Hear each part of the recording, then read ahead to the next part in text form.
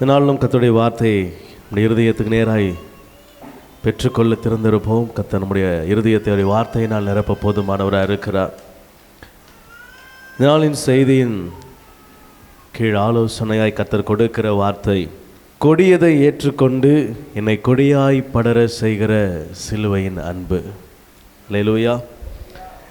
எனக்கு விரோதமாக இருந்த எல்லா கொடிய கிரியைகளையும் கொடிதான காரியங்களையும் நான் அனுபவிக்க வேண்டிய எல்லா கொடிய காரியங்களையும் அவர் தன் மீது ஏற்றுக்கொண்டு என்னை அவர் மீது ஒரு செழுமையான கொடியை போல படர செய்கிற தேவனாக இருக்கிறார்.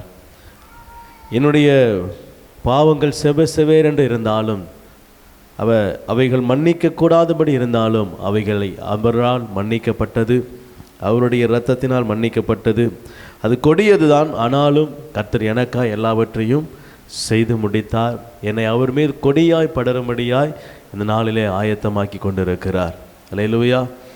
கர்த்தர் நல்லவர். வேதத்திலே அநேக கொடிய காரியங்களை குறித்து வேதம் விவரிக்கிறது. அதில் அநேக காரியங்கள் உண்டு. ஆதியாகமத்தின் புஸ்தகம் 41ஆம் அதிகாரம் 56ஆம் வசனத்தில் ஒரு கொடிய காரியத்தை குறித்து வேதம் சொல்கிறது. தேசம் எங்கும் பஞ்சம் உண்டானபடியால் யோசேப்பு களஞ்சியங்களை எல்லாம் திறந்து எகிப்தியருக்கு விற்றான். பஞ்சம் எகிப்து தேசத்தில் வர வர கொடிதாயிற்று. அல்லேலூயா. ஆதி நாட்களில் இருந்த கொடிதான காரியங்கள், அதில் ஒன்று என்னது? பஞ்சம். ஆமென்.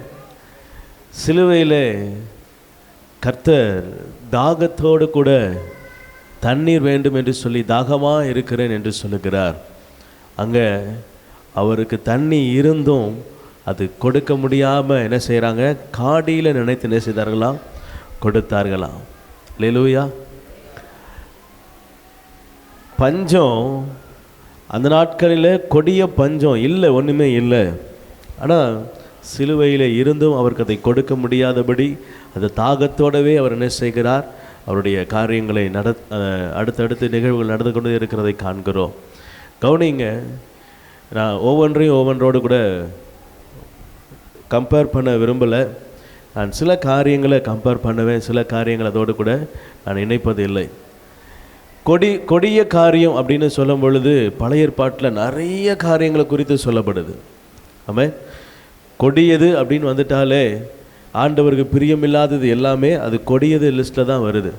விக்கிரக ஆராதனை கொடிய பாவம், பஞ்சம் அது ஒரு கொடிய காரியம், வியாதி அது ஒரு கொடிய காரியம். இப்படி அநேக காரியங்களை குறித்து வேதம் கொடிதானது, இது ரொம்ப கொடூரமானது என்று சொல்லி வகையறுத்து சொல்லப்பட்டு கொண்டே வருகிறது. ஆதியாகமம் 20:9 விபச்சாரம் கொடிய பாவம் என்று வேதம் சொல்லுகிறது. யாத்திராகம புஸ்தகத்தில் 9:18 அழிவு, கொடிய ஒரு அழிவு வருது. கல்மழை, இதுவரை யாரும் கண்டிராத ஒரு காரியம். மேலே இருந்து கல் மழை மாதிரி என்ன செய்யுது? கொட்டுது. அல்லேலூயா. கவனிங்க, ஒரு 100 கிராம் இருக்கிற கல், ஒரு 100 கிராம் கல் ஒரு 10 அடி ஹைட்லேருந்து போட்டிங்கன்னா அதோடைய வெயிட் எவ்வளவா, அதோடைய அந்த அந்த அது மேலே விழும்பொழுது அது எத்தனை கிலோகிராமாக விழும் அப்படின்னா அது அப்படியே 2-3 மடங்காக என்ன செய்யும்? வெயிட்டு கூடும். 100 கிராம் கல் அது 400 கிராம் 500 கிராம் கல்லுடைய அந்த பலத்தை என்ன செய்யும்? கீழே விழும் பொழுது அந்த பலம் அப்படியாய் மாறி இருக்கும். 100 தான், ஆனால் 400ஆக மாறி இருக்கும். கவனிங்க, ஆண்டவர் சொல்கிறாரு, வானத்திலிருந்து என்ன செய்ததா? கல் மழையாக பொழிந்ததான். அல்லேலூயா. வானத்திலிருந்து என்ன பெஞ்சதா? ஒரு 100 கிராம் கல்லை நாம் வச்சுக்கிடுவோம். அந்த காலத்தில் அப்போ வானத்திலேருந்து வெறும் 100 கிராம் கல் தான் என்ன செய்யுது? வருதுன்னே வச்சுக்கிறோமே, ஒரு கணக்கில் வச்சுக்கிறோமே. அப்படி வச்சுக்கிட்டு நீங்கள் 100 கிராம் கல்லை கணக்கு போட்டால் கிட்டத்தட்ட வானத்துக்கும் பூமிக்கும் எவ்வளோ உயரம்? ஆவரேஜாக ஒரு ஃப்ளைட்டு 15,000 அடி 20,000 அடி பறக்குதுன்னு சொல்கிறாங்க. இப்போ அதுக்கும் மேலே தான் என்ன செய்யுது? வானம் இருக்குது. அப்போ அங்கேருந்து ஒரு 100 கிராம் கல் போட்டால் இங்கேருந்து விழும்போது ஒரு மனுஷன் என்ன செய்வான்? அவ்வளோதான், பொசுங்கிடுவான். ஒரே அடி தான் மனுஷனுடைய உயிர் அவ்வளோதான் காலி, ஒரு கல் விழுந்தாலே. இப்போ வேதம் சொல்லுது, அப்போ அவங்க எப்பேற்பட்ட ஒரு அழிவு நடந்திருக்குன்னு யோசித்து பாருங்களேன். ஒரு செடி பொடி கூட என்ன செய்யலையா? அந்த ஏரியாவில் மழை பெஞ்ச இடத்துல, கல் மழை பெஞ்ச இடத்துல ஒரு செடி கூட என்ன இல்லை, உயிரோடு இல்லை. ஒரு செடி கூட என்ன செய்ய முடியாது, அந்த இடத்துல பிழைக்க முடியாது. அப்படி தான் என்ன செய்கிறது இதுதான் கொடியது அப்படின்னு சொல்லி வேதம் சொல்லுது. ஆமென். இது எகிப்தில் கர்த்தர் கொடுத்த ஒரு அற்புத வாதை, அந்த ஜனங்களை வாதிப்பதற்கு கொடுக்கப்பட்ட ஒரு வாதை. ஆனால் அந்த வாதை எப்படிப்பட்டதா, கொடியது. வெளிப்படுத்தல் விசேஷம் வரைக்கும் இந்த வாதையை குறித்து வேதம் என்ன செய்து பேசுது. அல்லேலூயா.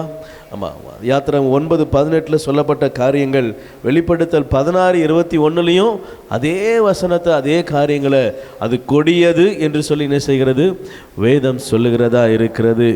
ஒரு விஷயம் நமக்கு சாதாரண ஒரு கல் மழை அப்படின்னா, மழைன்ன உடனே நம்ம என்ன செஞ்சிடறோம் அப்படின்னா, அது ஒரு ஆசீர்வாதமான காரியம் அப்படின்னு நினச்சிடறோம். ஏதோ குட்டி குட்டியாக அழகாக நம்ம ஊரில் பனிக்கட்டி மழை விழுற மாதிரி அங்கே ஏதோ குட்டி குட்டியாக கல் விழுந்திருக்கும் போல், அவங்க எல்லாம் ஜாலியாக இருந்திருப்பாங்க போல் நினச்சிருவோம். மழைன்னு சொன்ன உடனே முன்னாடி இருக்கிற வார்த்தையுடைய வேகம், வீரியம் ரொம்ப கூடுனது. ஏன்னா அதில் ஒருத்தரும் என்ன செய்யலை, அதில் மாட்டினவன் ஒருத்தரும் தப்பிக்கலை. தேவனுக்கு பயந்து, அந்த வார்த்தைக்கு பயந்து, இப்போ பெய்ய போது கூடாரத்துக்குள்ளே வருகிறவங்க மட்டும்தான் பிழைப்பான் அப்படின்னு சொன்னவங்க மாத்திரம்தான் பிழைச்சாங்க. மற்றபடி அதை நம்பாமல் விசுவாசிக்காமல் இருந்த வயல்வெளியில் இருந்த எல்லாரும் செத்து போனாங்க. அதில் நிறைய இழப்புகளை அந்த தேசம் சந்தித்தது. கவனிங்க, இதெல்லாம் ரொம்ப கொடியது. நான் இன்னும் அநேக காரியங்களை சொல்ல விரும்புகிறேன். நான் நேரத்தை கருதி நான் ரொம்ப சுருக்கமாக நான் எல்லாவற்றையும் உங்களுக்கு மேலோட்டமாய் காண்பித்து கொடுத்து போக விரும்புகிறேன். என்ன, மத்திய 8:28 வாசிக்கலாம். அவர் அக்கறையில் கெர்கனேசர் நாட்டில் வந்தபோது பிசாசு பிடித்திருந்த 2 பேர் பிரேத கல்லறைகளிலிருந்து புறப்பட்டு அவருக்கு எதிராக வந்தாங்க. அவர்கள் மிகவும் கொடியராய் இருந்தபடியால் அந்த வழியாக ஒருவனும் நடக்க கூடாது இருந்தது. அல்லேலூயா. இங்க பாருங்க, இங்க பிசாசின் ஆதிக்கத்துக்குள்ள இருக்கிற 2 மனிதர்களை குறித்து வேதம் சொல்லுகிறது. பிசாசு ஒருவனுக்குள்ள இருந்தா அவன் கொடிய வேதனைகள் என்ன செய்ய வேண்டியிருக்கும், சந்திக்க வேண்டியது இருக்கும். ஒரு தகப்பன் ஆண்டவரிடத்தில் வருகிறார், என் பிள்ளை சந்திரரோகியால் என்ன செய்கிறான், கொடிய வேதனைப்படுகிறான். அவன் தீயில விழறான், திடீர்னு பார்த்தா தண்ணியில் விழறான். அவன் எங்கே இருக்கிறான், என்ன செய்யறான் அவனுக்கே தெரியலை. இது அவனை கொடிய வாதையாய் வாதிக்கிறது அப்படி என்று சொல்லி ஒரு சம்பவத்தை நம்ம வாசிக்கிறோம். இன்னொரு இடத்துல கானானிய ஸ்திரீ அவள் சொல்லுகிறாள், என் மகள் மரண வேதனைப்படுகிறாள், பிசாசினால் கொடிய வேதனைப்படுகிறாள் என்று சொல்லி அவளும் ஆண்டவரிடத்தில் பிசாசின் காரியங்கள் எங்கெங்கெல்லாம் இருக்கிறதோ அங்கெல்லாம் கொடிய காரியம் என்ன செய்கிறது, நடக்கிறதா இருக்கிறது. அல்லேலூயா. ஆமென். அதனால தான் பிசாசின் தந்திரங்களை அறிந்து அதற்கு எதிர்த்து நில்லுங்கள் என்ன செய்கிறது, சொல்கிறது. ஆமென். பயந்தோம் அப்படின்னா அந்த பயம் நம்ம என்ன செய்யும், மீண்டும் மீண்டுமாய் பயத்துக்குள்ளேயே தள்ளும். பிசாசு அதை தான் ஆயுதமாக பயன்படுத்துகிறான். நீ சில காரியங்களை குறித்து பயப்படுறீங்க அப்படின்னா அந்த பயம் உங்களை மீண்டும் அடுத்த பயத்துக்கு நேரம் என்ன செய்கிறது, கொண்டு போகிறதா இருக்கிறது. ஆண்டவர் சொல்கிறாரு, சிலுவையில் நான் எல்லாவற்றையும் அழிப்பதற்காக, உன்னிடத்தில் இருக்கிற எல்லா பயத்தையும் நீக்குவதற்காக தான் சிலுவை மரணம். என்னிடத்தில் இருக்கிற A to Z, என்னிடத்தில் இருக்கிற முற்றிலும் எல்லாம் அகன்று போகணும். நான் பயம் உள்ளவனாய் அல்ல. இனி நீங்கள் பயப்படுவதற்கு பயத்தினாவே என்ன செய்யலை, பெறல. அன்பும் தெளிந்த புத்தியுமுள்ள ஆவி என்ன செஞ்சுருக்கிறீங்க, பலமுள்ள ஆவியை பெற்றிருக்கிறோம். இனி பயத்தின் ஆவி நம்ம இடத்துல என்ன செய்யக்கூடாது, வரக்கூடாது. அல்லேலூயா. இந்த பயம் வர வர வர பிசாசின் ஆதிக்கம் நமக்குள்ள என்ன செய்யும். அல்லேலூயா. அதனால தான் ஆண்டவர் நிறைய இடத்துல ஊமையில் சொல்லுவார், நாளைய தினத்தை குறித்து என்ன செய்யாத, பயப்படாத, உன் எதிர்காலத்தை குறித்து பயப்படாத. வேற எந்த காரியத்தை குறித்து நீ பயப்படுகிறதுனால ஒரு முழத்தை கூட்டவும் முடியாது. ஆமாம், கவலைப்படுறதுனால ஒரு முழத்தை கவலை எதுக்கு வருது, என்ன ஆகுமோன்னு நினச்சிங்கன்னா கவலை வரும். அப்படி தானே? நாளைக்கு என்ன ஆகுமோ நினச்சி நீங்கள் பயந்தீங்கன்னா அது கவலையாக மாறும். அந்த கவலை உங்களுக்கு மீண்டுமா இன்னொரு அடுத்த ஸ்டெப்புக்கு நேராக போகும். அதுக்கப்புறம் அடுத்த ஸ்டெப்பு, அப்புறம் முற்றிலுமாக எங்கே இருப்போம்னா பிசாசின் ஆதிக்கத்துக்குள்ளே இருப்போம். ஆண்டவர் ஒரு காரியத்தை நமக்கு நுணுக்கமாக சொல்லிக் கொடுக்கிறார். நீ எதை செய்யணும், எதை செய்யக்கூடாது. சிலுவையின் ரத்தம் உங்களை அதிலிருந்து பாதுகாப்பதற்கு ரொம்ப போராடுது. ஆமென். நீங்கள் கொஞ்சம் அதுக்கு ஒத்துழைச்சிங்கன்னா உங்களை பயத்திலேருந்து முற்றிலுமாக அது வெளியே எடுத்துடும். அல்லேலூயா. சிலுவையின் ரத்தம் நீங்கள் வாயில் அறிக்கை செய்து கொண்டே இருக்கணும். பயம் வருதா, இயேசுவின் ரத்தம் ஜெயம் சொல்லிக்கிட்டே இருங்க. அந்த பயம் உங்களை விட்டு என்ன செய்யும், கடந்து போகும். இயேசுவின் ரத்தத்தில் பிசாசை ஜெயிக்கிற வல்லமை இருக்கிறது. அல்லேலூயா. நம்ம எடுக்கிற ஒவ்வொரு முயற்சியும் தோல்வி அடையுது என்று சொல்லி என்ன செய்யக்கூடாது? ஒவ்வொரு வாட்டியும் ஆமாம், அதில் ஒரு விதமான பயம், இதை எடுத்தால் அடுத்து தோத்துருவோமா ஜெயிப்போமா அப்படிலாம் என்ன செய்யக்கூடாது. ஆண்டவர் ஒரு காரியத்தை சொல்கிறாரா, ஆண்டவர் ஒரு காரியத்தை உங்களுக்கு அனுமதிக்கிறாரா, அதை என்ன செய்யுங்க? துணிந்து செய்யணும். அல்லேலூயா. ஆனால் ஆண்டவருடைய அதில் கட்டளை இருக்கணும், ஆண்டவர் சொல்லியிருக்கணும், ஆண்டவருடைய சித்தம் இருக்கணும். அதற்கு அப்புறம் தான் என்ன செய்யணும்? எதுவுமே இல்லாமல் நம்மளா உள்ளே போய் தலையை கொடுத்துட்டு பயந்தோன்னா அடுத்த காரியம் என்ன செய்யும்? தோல்விக்கு நேராக கடந்து செல்லும். இதுதான் நிறைய நேரத்தில் நம்ம பண்ணுற காரியம். ஆண்டவர் சொல்லுகிறார், பிசாசு ஒவ்வொரு காரியமாக என்ன செய்கிறான்? நம்ம ஒவ்வொரு இன்ச்சு பை இன்ச்சாக திருப்புவான். நம்ம முதல்ல கலக்கம், அப்புறம் பயம், அப்புறம் திருப்பியும் அவருடைய இடத்துக்கு போகலாமா வேணாமா, இல்லை ஆண்டவர் பக்கம் திரும்பலாமா, இல்லை இதில் தொடரலாமா, ஏதோ ஒரு குழப்பத்தை கொடுத்துட்டே என்ன செய்வான்? அவன் பின்வாங்க செய்கிறவனாய் காணப்படுகிறான். இங்கே ஒரு மனிதனை குறித்து வாசிக்கிறோம். அவர்கள் ஆண்டவரிடத்தில் மண்டிட்டு ஆண்டவரை வேதனைப்படுத்தவா அநேக காரியங்களை அங்கே பார்க்கிறோம். இங்கே அவர்கள் கொடியவர்களாக இருந்தாங்க என்று வேதம் சொல்லுகிறது. அல்லேலூயா. பிசாசு ஒருத்தனுக்குள்ளே இருந்தால் அவன் எப்படி இருப்பான்? நிறைய பிசாசு பிடிச்சவங்களாம் இங்கே கொண்டு வருவாங்க. இப்போ அவங்க முகத்தெல்லாம் பார்த்தீங்கன்னா அப்படியே சாந்தமாக, பால் வடிகிற முகமா, அப்படியே பார்த்த உடனே கண்ணத்தில் அடி ஒட்டிக்கிற மாதிரி அப்படி தான் இருக்கும் அப்படின்னு நினைக்கிறீங்களா? இன்னும் வருவாங்க. நமக்கே பயமாக இருக்கும். எப்போ கொஞ்சம் தள்ளி கொஞ்சம் மட்டும் மறைச்சிக்கிங்க, கொஞ்சம் 5 நிமிஷம் அப்படின்னு சொல்கிற மாதிரி இருக்கும். ஏன்னா அவர்கள் அந்த அந்த ஆதிக்கத்துக்குள்ளே இருக்கும் பொழுது அவர்கள் தன்னை அறியாமல் அகோரமாக மாறுவாங்க. அல்லேலூயா. கவனிங்க, பிசாசு ஒருத்தனை லேசாக எடுத்தவொடனே டக்குன்னு நேராக போய் என்ன செய்யாது? பிடிக்காது. அது கூட ஒரு ஸ்ட்ராட்டஜி வச்சுருக்கு, ஒரு திட்டங்கள் வச்சுருக்கு. இப்படித்தான் போய் என்ன செய்யணும்? நான் ஆண்டவர் நேரடியாக போய் தாக்குவதற்கு எப்போவுமே அனுமதி கொடுக்க மாட்டார். அவன் வழியில் கொண்டு வந்துட்டு அப்புறமா பிடிப்பான். புரியுதா? அதாவது வலை வச்சு எலி பிடிக்கிறீங்க இல்லையா, பொறி வச்சு, அந்த மாதிரி பொறி முதல்ல வச்சிருவான். ஏதாவது ஒரு ஆசை, ஏதாவது ஒரு இச்சை, ஏதாவது ஒரு காரியம் உங்களுக்கு நீங்கள் எதில் வீக்குன்னு அவனுக்கு நல்லா என்ன செய்யும்? தெரியும். அல்லேலூயா. ஆமாம், ஸ்வீட்டு உங்களுக்கு சாப்பிடக்கூடாதுன்னு சொல்லியிருந்தாங்கன்னா நீங்கள் ஸ்வீட்டை வச்சு அவங்களுக்கு சாப்பிடணும் போல் வாய் என்ன செய்யும்? நம்மன்னு ஊறும். அப்படி ஊறிச்சுன்னா உங்களுக்கு அது நீங்கள் அதில் வீக்கு அப்படின்னு அவருக்கு தெரியும். அல்லேலூயா. ஆமாம், சில பேருக்கு சில வீக்னஸ் ரொம்ப ஈஸியாக என்ன செஞ்சுருவாங்க? விழுந்துருவாங்க. இப்போ பிசாசுக்கு அது தெரியறதுனால உங்களை ஈஸியாக பொறி வைப்பான். ஆண்டவரை விட்டு நீங்கள் பாவம் செய்கிறதுக்கு, இல்லை ஆண்டவரை விட்டு தூரம் வர்றதுக்கு சில காரியங்களை ஞானமாக நம்ம செய்யாமல் அதில் என்ன செய்வோம்? சில நேரங்களில் தவறி விடுவோம். அந்த நேரத்தில் தான் அவன் என்ன செய்கிறான்? நம்ம இடத்துல வருகிறவனாய், நம்மை ஏமாற்றி நம்மை வஞ்சிக்கிறவனாய், நம்மை அவனுடைய ஆதிக்கத்துக்குள்ளே கொண்டு வருகிறவனாக இருக்கிற ஆண்டவர் சொல்கிறாரு, என் சிலுவையின் ரத்தம் அதிலிருந்து உன்னை விடுதலை ஆக்கிட்டு மீண்டும் என்ன செய்யாத, அதை இனம் கண்டுகொள், அது என்னன்னு புரிஞ்சுக்கோங்க, அது என்னன்னு தெரிஞ்சுக்கோங்க. அதுலேருந்து வெளியே வர்றதுக்கு என்ன செய்யணும்? நம்ம முயற்சி எடுக்கணும். அல்லேலூயா. ஆமென். நான் எதில் ஆண்டவருக்கு பிரியமில்லாத காரியம் எதில் இருக்கிறேன்னு முதல்ல என்ன செய்யணும்? நான் என்னை ஆராய்ந்து பார்ப்பது அவசியமாக இருக்கிறது. அல்லேலூயா. கர்த்தர் நல்லவர். இதிலிருந்து வெளியே வருவதற்கு கர்த்தர் கொடுக்கிற ஆலோசனை என்ன? ஆண்டவர் என்ன ஆலோசனை கொடுக்கிறார் அப்படின்னா, யாக்கோபின் புஸ்தகம் 1ஆம் அதிகாரம் 21வது வசனம். ஆகையால் நீங்கள் எல்லாவித அழுக்கையும் கொடிய துர்க்குணத்தையும் ஒழித்துவிட்டு, துர்க்குணமாகிய கொடிய காரியத்தை ஒழித்துட்டு, உங்கள் உள்ளத்தில் நாட்டப்பட்டதாயும் உங்கள் ஆத்துமாக்களை ரட்சிக்க வல்லமுள்ளதாயும் இருக்கிற வசனத்தை என்ன செய்யுங்க? சாந்தமாய் ஏற்றுக்கொள்ளுங்கள். அல்லேலூயா. இன்னைக்கு என்ன செய்தி பாஸ்டர் அப்படின்னா, வசனத்தை நீங்கள் என்ன செய்யணும்? இன்னைக்கு அல்லேலூயா ஏற்றுக்கொள்ளணும். கவனிங்க, இப்போ இத்தனை நாள் நாங்கள் வசனத்தை ஏற்றுக்கொள்ளணுன்றீங்களா அப்படின்னு கேட்குறீங்களா? நான் அப்படி சொல்ல வரல. கவனிங்க, அந்த ஆதிக்கத்திலிருந்து வெளியே வருவதற்குண்டான வசனம் வரும் பொழுது அந்த வசனத்தை என்ன செய்யணும்? பிடிச்சிக்கணும். எனக்கு ஏதோ ஒரு தடை இருக்குது அப்படின்னு நீங்கள் நினைக்கிறீங்கன்னு வச்சுங்களேன். ஏதோ ஒரு இடத்துல எனக்கு பிரச்சனை இருக்குது, ஏதோ ஒரு இடத்துல எனக்கு முன்னேற முடியாத காரியங்கள் இருக்குது அப்படின்னு நீங்கள் நினைக்கிறீங்க அப்படின்னா, பிசாசு அந்த இடத்துல உங்களை தடை பண்ணி வச்சிருக்கிறான்னு அர்த்தம். ஏதோ ஒரு இடத்துல நம்ம என்ன செய்கிறோம்? ஆண்டவரை விட்டு விலகி இருக்கிறோம். அந்த சின்ன கேப்பில் அவன் என்ன செய்கிறான்? அவன் நம்முடைய ஆசீர்வாதங்களை எல்லாம் முடக்கி வைத்திருக்கிறான். இப்போ நம்ம என்ன செய்யணும் அப்படின்னா, என்னிடத்துல என்ன துர்க்குணம் இருக்கிறது, நான் என்ன காரியங்களில் என்ன செஞ்சிருக்கிறேன், தவறு இருக்கிறேன். இங்கே வசனம் சொல்லுது, என்னுடைய கொடிய துர்க்குணம், முதல்ல அழுக்கு, ரெண்டாவது என்ன செய்யணுமா, கொடிய துர்க்குணம்.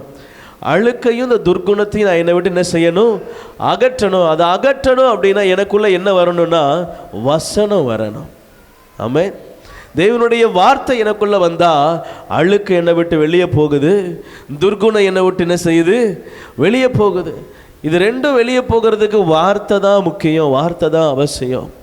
அல்லேலூயா. என்னுடைய வாழ்க்கையில் நான் ஆசீர்வாதங்களை பெற்றுக்கொள்வதற்கும், நான் மேலே எழும்புவதற்கும், என்னுடைய காரியங்கள் ஜெயமாய் மாறுவதற்கும் நான் என்னுடைய அழுக்கையும் என்னுடைய துர்க்குணத்தையும் நான் என்னை விட்டு அகற்றணும். அதற்கு வசனம் என்ன செய்கிறது, கழுவுகிறதா இருக்கிறது. அல்லேலூயா. ஆமென். ரெண்டாவது, இயேசுவின் இரத்தத்தில் நம்ம என்ன செய்யணும், நம்மை கழுவணும். அல்லேலூயா.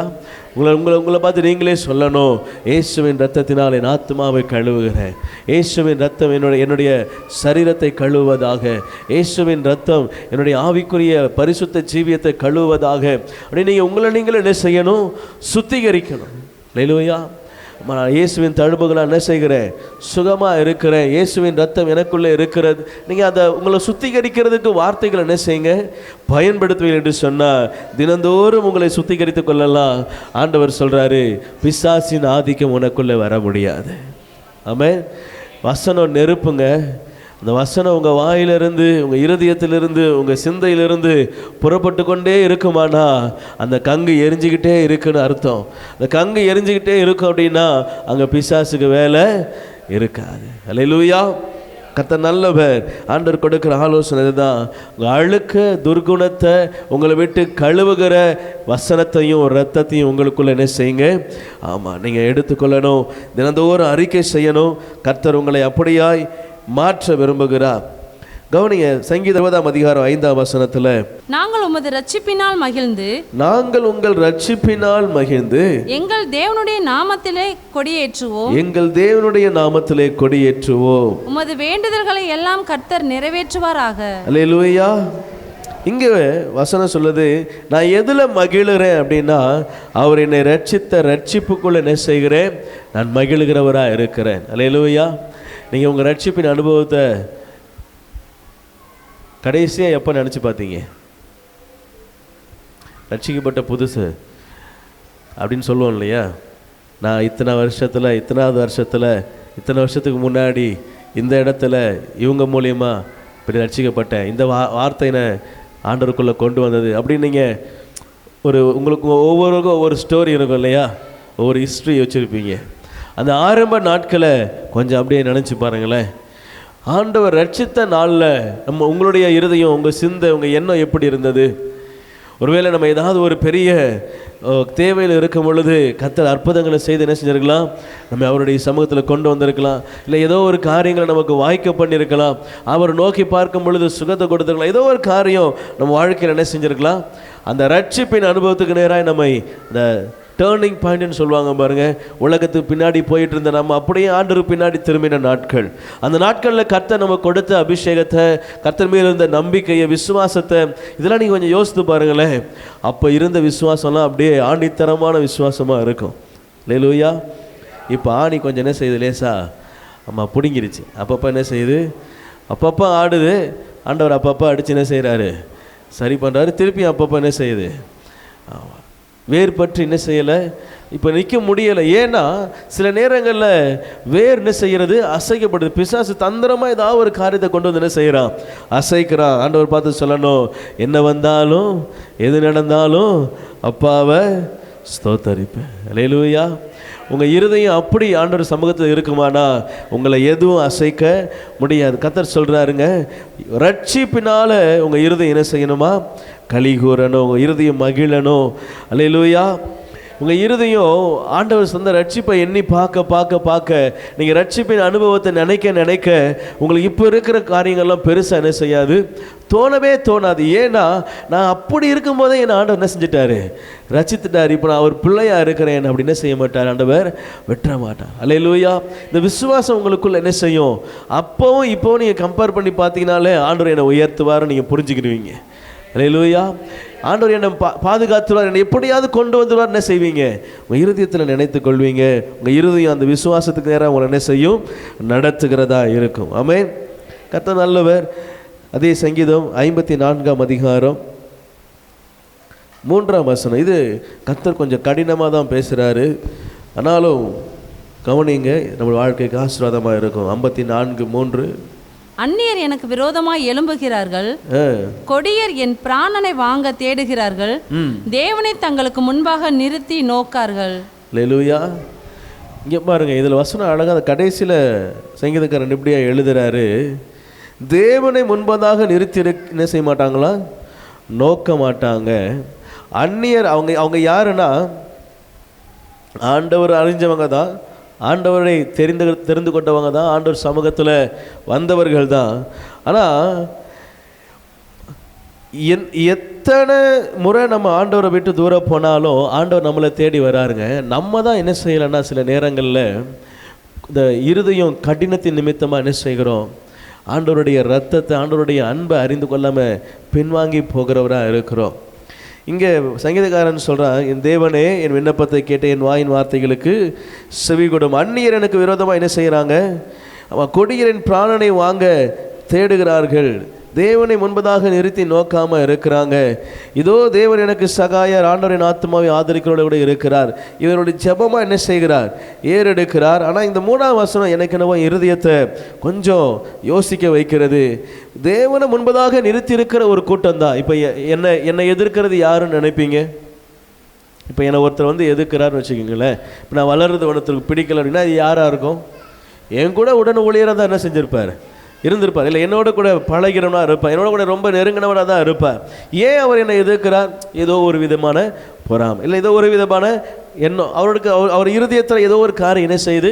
ஆனால் அவரும் யார் தான், ஊழியந்தான். அவரும் என்ன செய்கிறாரு, ஊழியம் செய்கிறாரு. அவர் அநேக காரியங்கள், பிரசங்கமாக எல்லா காரியங்களும் செய்கிறாரு. ஆனாலும் அவர் இருதயத்தில் என்ன குறித்து என்ன செய்கிறது, ஏதோ ஒரு எண்ணம் இருக்குது. பாருங்க, இது ஆண்டவரை முன்பதாக தான் நிறுத்தி இருக்கிறாங்க. ஆனால் ஆண்டவர் சொன்ன இந்த காரியம் மட்டும் அவங்க கண்களுக்கு என்ன செய்யலை, தெரியலை. அவங்க இருதயம் என்ன செய்யுது, அதில் ஆண்டவரை நோக்காது. அல்லேலூயா. அவரும் ஊழியக்காரரு, அவரும் என்ன செய்யட்டும், நல்லா இருக்கட்டும், அவரும் என்ன செய்யட்டும், நல்லா ஊழியம் செய்யட்டும், அவருக்கு கிடைத்த ஆசீர்வாதங்களுக்காக என்னது ஸ்தோத்திரம் அப்படின்னு சொல்கிற இல்லை. சில இடங்கள் என்ன செய்கிறது, பொறாமை வருது. சில இடத்துல அவங்க இருதயம் கடினப்பட்டது. அவருக்கு ஒரு உதவி செய்யக்கூட அவங்க இருதயம் என்ன செய்யலை, ஒத்துக்கலை. அவங்க இருதயம் அவங்க என்ன செய்யுது, அவங்கள விட்டு தன்னை மறைத்து கொள்ளுகிறது. காரணம் என்னன்னா, இந்த வசனம்தான். அவரோடு கூட இருக்கிற ஜனம்தான், ஆனால் அவர்கள் அநியாயக்காரராக அந்த இடத்துல என்ன செஞ்சிடறாங்க, மாறிடுறாங்க. ஆண்டவரை முன்பதாக வச்சிருக்கிற ஜனம்தான், ஆனால் அவரை நோக்காம உலகப்பூர்வமான காரியங்களை நோக்கி கொண்டு இருக்கிற ஜனமாக என்ன செய்கிறாங்க, மாறி போகிறார்கள். காரணம் என்னன்னா, இந்த இருதயத்தில் இருக்கிற துர்க்குணம், இந்த இருதயத்தில் இருக்கிற அழுக்கு, இந்த இருதயத்தில் இருக்கிற கொடிதான காரியங்கள், இது நம்மை கர்த்தரை விட்டு என்ன செய்கிறது, பிரிக்கிறது. அல்லேலூயா.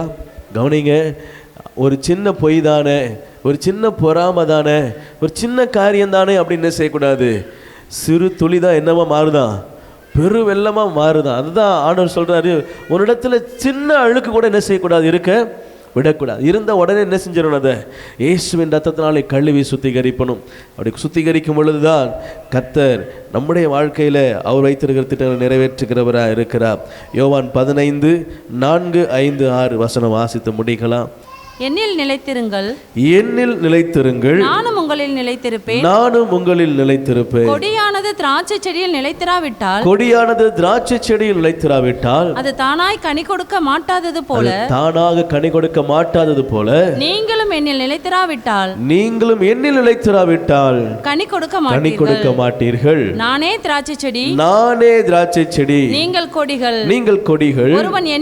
ஒருவன் என்னிலும் நான் அவனிலும் நிலைத்திருந்தால், நான் அவனிலும் நிலைத்திருந்தால் அவன் மிகுந்த கனிகளை கொடுப்பான். அவன் மிகுந்த கனிகளை கொடுப்பான். என்னை அல்லாமல் உங்களால் ஒன்றும் செய்யக்கூடாது. உங்களால் ஒன்றும் செய்யக்கூடாது. ஒருவன் என்னில் நிலைத்திராவிட்டால் வெளியே எரியுண்ட கொடியைப் போல அவன் எரியுண்டு உலர்ந்து போவான். அப்படிப்பட்டவைகளை சேர்த்து அக்கினியிலே போடுகிறார்கள், அவைகள் எரிந்து போகும். அல்லேலூயா, அல்லேலூயா. கவனிச்சிங்களா? நான் இவ்வளோ தூரம் சொன்னதா அவர் இந்த 4 வருஷத்தில் 3 வருஷத்தில் முடிச்சிட்டார். அல்லேலூயா. என்னில் நிலைத்திருங்கள், நானும் உங்களில் நிலைத்திருப்பேன். இதுக்குள்ளே எவ்வளவு காரியத்தை அடிக்கிட்டாரு பாருங்க. நான் இவ்வளோ தூரம் சொன்னது எல்லாமே இது 2 வார்த்தையில் அடங்கும். என்ன? விக்கிரக ஆராதனை, அழிவுக்குண்டான காரியங்கள், கொடிதான சொல்கிற எல்லாமே, பஞ்சம், வாத, அடிமைத்தனம், பிசாசின் ஆதிக்கம், போராட்டம், இது எல்லாமே ஆண்டவர் ஒரே வார்த்தையில் முடிக்கிறார். என்னில் நிலைத்திரு, நான் என்ன செய்வேன் உன்னில், நான் உன்னில் நிலைச்சிருந்தா நீ கனி கொடுப்ப. இதெல்லாம் உன்னிடத்தில் என்ன செய்யாது, வராது.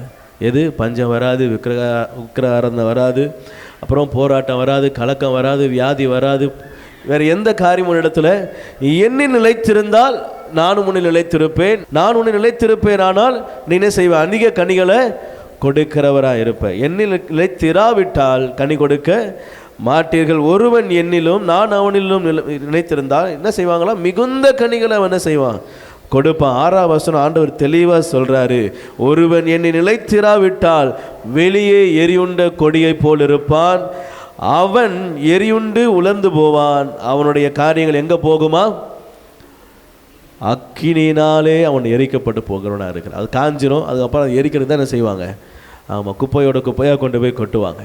கவனிங்க, ஆண்டவர் தெளிவாக பேசுகிறாரு.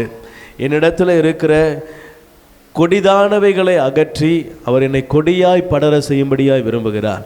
என்னிடத்துல இருக்கிற அழுக்கு, கொடிய துர்க்குணம், பொறாமை, வன்கண், அவரை குறித்து இவரை குறித்து இந்த காரியங்கள்லாம் என்னிடத்துல இருக்குமானா அதை என்னை விட்டு அகற்றிட்டு நான் என்ன செய்யணுமா, ரட்சிப்பின் அனுபவத்துக்கு நேராக என்ன செய்யணும், என்ன திருப்பணும். நான் ரட்சிக்கப்பட்ட புதுசில் எப்படி இருந்தேன், ஆண்டவர் ஆண்டவர் ஆண்டவர் ஆண்டவர் ஆண்டவர் ஆண்டவர், எப்போ பார்த்தாலும் ஆண்டவர். ஏன் அப்படி இருந்தேன், அவர் எனக்கு அவ்வளவா என்ன செய்தார், நன்மை செய்தார். அதனால் அப்படியே இருந்தோம் பாருங்க. அந்த அனுபவத்துக்கு நேராக திரும்பிடணும். பேதுருவை பார்த்து ஆண்டவர் ஒரு வாட்டி ஒரு கேள்வி கேட்குறாரு, பேதுருவே, ஒருவன் ஒரு இடத்துல 500 வெள்ளிக்காசுகள் கடன்பட்டான், ஆனால் ஒரு இடத்துல 50 பணம் என்ன செய்கிறான். ஆமாம், 2 பேருக்குமே நிர்வாகம் இல்லாத பொழுது எஜமான் சொல்கிறாரு, 2 பேருக்குமே என்ன செஞ்சது, மன்னிச்சிட்டேன், 2 பேருக்குமே எனக்கு திருப்பி கட்ட வேணான்னு சொல்கிறாரு. இதில் யார் அன்பு கூறுவார், யார் அவனிடத்தில் அதிகம் அன்பு கூறுவார்? உடனே நம்ம பேதுரு சொல்வார், எவனுக்கு அதிகம் மன்னிக்கப்பட்டதோ அவன் தான் ஆண்டவர் சரியாய் நிதானித்தாய். ஆண்டவர் இப்படி அப்ரிஷியேட் பண்ணுறாரு பாருங்களேன், அவனை நல்லா என்கரேஜ் பண்ணுறார். சரியாய் நிதானித்தாய். இவனும் அந்த பாவியான ஸ்திரீ வந்து காலில் என்ன செய்வா, தொடச்சி பரிமள தைலத்தை பூசிக்கிட்டு இருப்பான். அப்போ இந்த காரியங்களை குறித்து பரிசெயெல்லாம் பேசிகிட்டு இருப்பாங்க. ஆனால் இவர் என்ன செய்வார்னா, இவங்க பேசுகிறதுக்கு இவர் மறைமுகமாக ஓமையில் பேசுவார், பேதுருக்கிட்ட பேசுவார். அப்போ இந்த ஓமையை சொல்கிறாரு, இவன் இடத்தில் அதிக அன்பு கூர்ந்தாலே இவள் பாவங்கள் எல்லாம் மன்னிக்கப்பட்டது. அல்லேலூயா. எவனுக்கு அதிகம் மன்னிக்கப்பட்டதோ அவன் என்ன செய்வானா, அதிகம் அன்பு கூறுகிறவனா இருக்கிறான். அல்லேலூயா. நான் ஆண்டவர் மேலே அதிக அன்பு கூறுகிறேன்ப்பா. அல்லேலூயா. எத்தனை பேர் அதிகமாக அன்பு கூறுறீங்க? ஆமென். ஆமாங்க. ஏன்னா அந்த ரத்தம் எனக்கு அப்படி ஒரு விடுதலை என்ன செஞ்சிருக்குது, அப்படி ஒரு ஆசீர்வாதத்தை கொடுத்துருக்குது, அப்படி ஒரு மேன்மையை கொடுத்துருக்கிறது, அப்படி ஒரு பாதுகாப்பை கொடுத்துருக்கிறது. அல்லேலூயா. எங்கே போய் நின்னாலும் எவ்வளவு அந்தகாரமாக இருந்தாலும் இயேசுவின் ரத்தம்னு சொல்லிட்டா இருதயம் அப்படி ஒரு பலன் கொள்ளுது. இயேசுவின் ரத்தம்னு சொல்லும் பொழுது அவ்வளோ ஒரு தைரியம் வருது. இயேசுவின் ரத்தம் சொல்லும் பொழுது எனக்குள்ளே ஆண்டவர் இருக்கிறன்ற விசுவாசம் பெருகுது. இயேசுவின் ரத்தம்னு சொல்லும் பொழுது எனக்குள்ளே இருக்கிற அபிஷேகம் எனக்குள்ளே கிரியை செய்யுது. அல்லேலூயா. ஆமென். பேயை பார்த்து சோபா கடியில் ஒளிஞ்ச ஆள் இன்னைக்கு என்ன செய்கிறான், பேய்க்கு எந்த பேய் வந்தாலும் என்ன செய்வோம், ஆமாம், பேயா நம்மளை பார்ப்போன்ற அளவுக்கு என்ன செய்யுமா, ஏன்னா இயேசுவின் ரத்தம். அவர் எனக்காக சிலுவையில் எல்லாம் செஞ்சு முடிச்சிட்டார். என்னை எதுவும் என்ன செய்ய முடியாது. ஆமென். உங்களை தாக்குறதுக்கு அவன் நான் சொன்னேன், வஞ்சகமாக என்ன செய்வான். ஆமாம், ஒரு வாட்டி நான் சொல்லியிருக்கேன் நினைக்கிறேன், ஒரு பேய் வரட்ட போய் சட்டையை கிழிச்சிருச்சு அந்த பையன். அசுத்த நாயை வெளியே போ என்ன செஞ்சுட்டேன், தெரியாதனமாக சொல்லிட்டேன். அங்கே இருக்கிற பாஸ்டர் அப்படி சொல்லு, அவரை மாதிரியே சொல்கிறேன்னு சொல்லிட்டேன். யாரை பார்த்துறா நாயின்னு சட்டையை பிடிச்சிருச்சு. அப்போது ஒரு விதமான பயம் கலக்கம் வந்துருச்சு. ஐயோ அவன் நல்ல ஜெயஜாண்டியான ஆளாக, நான் அப்போ ரொம்ப சின்ன பையனாக இருப்பேன், ரொம்ப ஜெயஜாண்டிக்காக இருக்கிறான், நமக்கு சாப்பாடு வேறு போட மாட்டாங்களா, நம்ம இருக்கிறதுல நோஞ்சா மாதிரி தான் அங்கே இருப்போம். அப்போது என்ன பண்ணுறதுன்னு தெரில. திடீர்னு கூட எல்லோரும் இருக்கிறாங்க, ஆனால் பயம் வந்துருச்சு. பிசாசு விரட்ட போனது யார், எல்லாம் ஒன்றா தான் தைரியமாக தான் போனோம். ஆனால் உள்ளே போய் பிசாசு விரட்டும் போது அது ஒரு விதமான நிலைமைகள் மாறும் பொழுது என்ன செய்யுது, அப்போ நான் சொல்கிறேன் இயேசுவின் ரத்தம் ஜெயம் அப்படியே அடங்குதுங்க. அதை சாத்தான் பிசாசுக்கு இயேசுவின் ரத்தத்தை சொன்னால் அவ்வளோ ஒரு பயம் என்ன செய்யும், ஏன்னா தலையை நசுக்குன ரத்தம் அது. ஆமென். உடனே இயேசுவின் ரத்தம்னு சொன்ன உடனே வந்து அது அதாவது இப்போ 2 பேர் சண்டை போகிறோன்னு வச்சிங்களேன், ஒருத்தன் சோர்ந்து போயிட்டான்னா சண்டை போகிறவனுக்கு தெரியும், இவன் இப்போ கொஞ்சம் இழந்துட்டான், இப்போ என்ன செய்யலாம், இப்போ இவனை தாக்கினா என்ன செஞ்சிடலாம், இவனை முறியடிச்சிடலாம் அப்படின்னு சண்டை போடுறவங்களுக்கு தெரியும். அந்த குஸ்தி சண்டை இதெல்லாம் போடுவாங்கல்ல, அது மாதிரி ஆட்களுக்கெல்லாம் அது ரொம்ப அது எந்த ஸ்டெப்பு அந்த செகண்ட் அவங்களுக்கு சென்ஸ் ஆகும். சரி இப்போ தான் சரியான டைம், இப்போ தான் என்ன செய்யணும், அந்த மாதிரி எனக்கு அப்போ சென்ஸ் ஆகுது. பிசாசு என்ன செய்யுது, அடங்குது, விடக்கூடாது, ஏறு, என் சட்டையை பிடிச்சவன் நான் அவன், நீ சட்டையை பிடிச்சிக்கன்னு நான் நெத்தியில் கை வச்சு என்ன செஞ்சுட்டேன், தலையில் ஒரே அமுக்கு. அல்லேலூயா. இயேசுவி ரத்தம் தான், ஜெபமே கிடையாது. இயேசுவி ரத்தம், இயேசுவி ரத்தம், இயேசு. ஏன்னா எந்த வார்த்தைக்கு பவர் இருக்கோ அதெல்லாம் செய்வோம். அல்லேலூயா. கவனிங்க, பிசாசு உங்களிடத்தில் வருவான் என்றால் இயேசுவின் ரத்தத்தை நீங்கள் அறிக்கை செய்யுங்க, அவன் உங்களை விட்டு ஓடி போவான். ரட்சிப்பின் அனுபவத்தை நினைவு கூறுங்க, துர்க்குணம் உங்களை விட்டு ஓடி போகும். அல்லேலூயா.